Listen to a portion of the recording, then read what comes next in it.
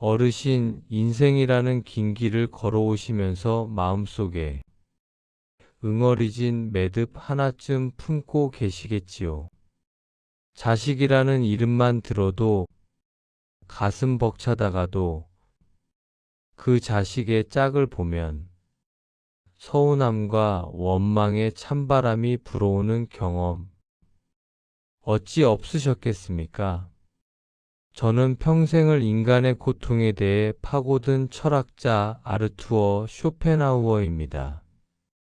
오늘 저는 먼지 쌓인 책 속에서 걸어 나와 21세기를 살아가는 당신의 가장 깊은 고민, 바로 그 지긋지긋한 고부 갈등에 대해 이야기하려 합니다.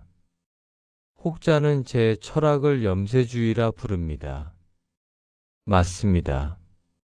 저는 인간의 삶이 본질적으로 고통이라 말합니다. 하지만 어르신 고통의 실체를 똑바로 바라보는 사람만이 그 그늘에서 벗어날 길을 찾을 수 있는 법입니다. 당신이 겪는 그 갈등은 당신이 못나서도 그 아이가 유별나서도 아닙니다.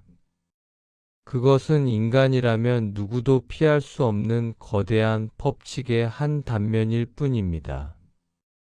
이제 그 법칙의 민낯을 함께 들여다보시지요. 모든 살아있는 것은 맹목적인 살고자 하는 의지에 사로잡혀 있습니다. 식물이 빛을 향해 꾸역꾸역 자라나고 맹수가 먹이를 향해 달려드는 것과 같이 말입니다. 인간의 마음속에도 이 거대한 의지가 꿈틀대고 있습니다. 내 방식을 관철하고 나의 경험을 인정받고 내 영향력 아래 자식을 두고 싶은 의지. 바로 시어머니인 당신의 의지입니다. 동시에 며느리라는 그 아이 안에도 똑같은 의지가 요동치고 있습니다. 나의 독립을 쟁취하고 나의 방식으로 가정을 꾸리고 나의 삶을 부모로부터 지켜내고 싶은 의지.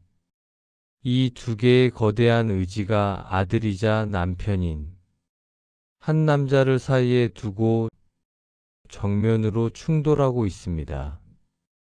이것이 바로 고부 갈등의 본질입니다. 그러니 서로를 미워하기 전에 우리 안에서 날뛰는 이 통제 불능의 의지라는 야수를 먼저 발견해야 합니다. 그렇다면 그토록 가슴을 쥐어뜯는 고통은 어디서 오는 것일까요? 바로 이 의지가 좌절될 때입니다. 내가 너를 어떻게 키웠는데 라는 당신의 말 속에는 내 의지가 며느리라는 타인의 의지에 의해 가로막혔다는 고통의 절규가 숨어 있습니다. 며느리가 명절에 친정에 먼저 가겠다고 할 때 느끼는 그 서운함은 나의 영향력을 유지하려는 의지가 꺾인 상처의 다른 이름입니다. 인생은 채워지지 않는 욕망과 권태 사이를 오가는 시계추와 같습니다. 며느리가 내 뜻대로 움직여주길 바라는 욕망, 그것이 좌절되면 고통이 되고 혹여 뜻대로 된다 한들 그 만족은 잠시일 뿐 이내 또 다른 걱정거리를 찾아 헤매는 권태에 빠지게 됩니다. 결국 고통은 우리 삶의 기본값이며 고부 갈등은 그 고통이 가장 날카롭게 드러나는 무대일 뿐입니다. 그런데 어르신, 한번 솔직하게 돌아보시지요. 당신을 정말로 힘들게 하는 것이 며느리의 행동 그 자체입니까? 아니면 그 행동에 대해 당신이 머릿속으로 만들어낸 생각입니까? 이것이 바로 표상의 문제입니다. 우리는 세상을 있는 그대로 보지 않습니다. 각자의 경험과 기대라는 색안경을 끼고 세상을 표상하여 받아들입니다. 며느리의 무심한 한마디는 당신의 머릿속에서 나를 무시하는 불손한 태도라는 표상으로 번역됩니다. 최신 유행에 맞춰 아이를 키우는 모습은 전통과 어른의 지혜를 가볍게 여기는 오만함이라는 표상으로 둔갑합니다. 며느리 또한 마찬가지입니다. 당신의 진심 어린 조언을 구시대적인 간섭이라는 표상으로 살림에 대한 걱정을 자신을 믿지 못하는 통제욕이라는 표상으로 받아들입니다. 결국 당신과 며느리는 실제 상대를 마주하는 것이 아니라 각자 자신의 머릿속에 만들어 놓은 괴물과 싸우고 있는 셈입니다. 이 표상의 감옥에서 벗어나지 않는 한 진정한 소통은 불가능합니다. 그렇다면 이 지긋지긋한 고통의 사슬을 끊어낼 방법은 없는 것일까요? 있습니다. 첫 번째 처방은 바로 거리두기입니다.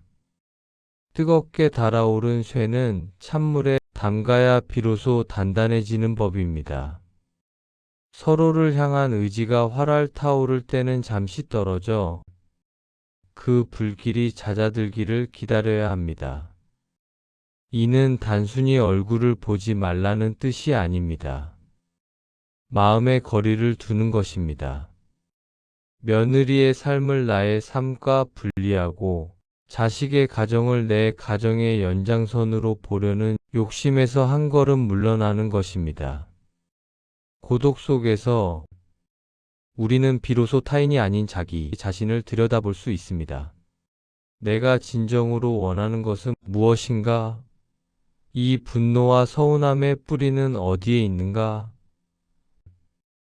이 질문을 스스로에게 던지며 들끓는 의지를 차분히 관조하는 시간을 가져야 합니다. 그 침묵 속에서 비로소 상대방을 다른 시각으로 볼 수 있는 작은 틈이 생겨납니다. 궁극적인 해법은 내려놓음에 있습니다. 이것은 포기나 패배가 아닙니다. 오히려 그 반대입니다. 이기려는 의지, 내 뜻대로 상대를 바꾸려는 의지 자체를 내려놓음으로써 고통의 근원을 제거하는 가장 적극적인 저항입니다. 생각해 보십시오. 며느리는 당신의 의지를 충족시키기 위해 존재하는 타인이 아닙니다. 그녀 역시 자신의 삶의 의지를 실현하기 위해 발버둥 치는 당신과 똑같은 하나의 독립된 존재입니다. 이 사실을 온전히 인정할 때 우리는 상대를 통제하려는 헛된 욕망에서 벗어날 수 있습니다. 내 서운한 감정보다 더 중요한 것은 자식 세대가 그들의 방식대로 행복을 찾아가는 과정, 그 자체임을 받아들이는 것입니다. 어머니, 이번 명절엔 저희끼리 조용히 보내고 싶어요. 이 말을 들었을 때 끓어오르는 의지를 붙잡고 이렇게 되뇌어 보십시오. 저 아이의 의지가 내 의지와 다를 뿐 틀린 것이 아니다. 저 아이는 나를 공격하는 것이 아니라 자신의 삶을 살아가고 있을 뿐이다. 내가 여기서 화를 내고 서운해한들 바뀌는 것은 없다. 오직 내 마음의 평화만 깨어질 뿐이다. 이것이 바로 의지를 부정함으로써 얻는 해탈의 경지입니다. 모든 고통은 무언가를 얻으려는 의지에서 비롯되기에 그 의지를 내려놓는 순간 우리는 비로소 자유로워질 수 있습니다. 어르신, 고부 갈등은 끝나지 않는 전쟁이 아닙니다. 그것은 내 안의 맹목적인 의지와 내가 만들어낸 표상의 허상을 깨닫게 해주는 인생의 가장 혹독한 스승일 수 있습니다. 상대를 바꾸려 애쓰지 마십시오. 오직 당신 자신을 깊이 들여다보십시오. 그 고통의 심연 한가운데에 역설적이게도 당신을 자유롭게 할 지혜의 샘이 숨어 있을 것입니다. 구독, 좋아요 부탁드립니다. 감사합니다.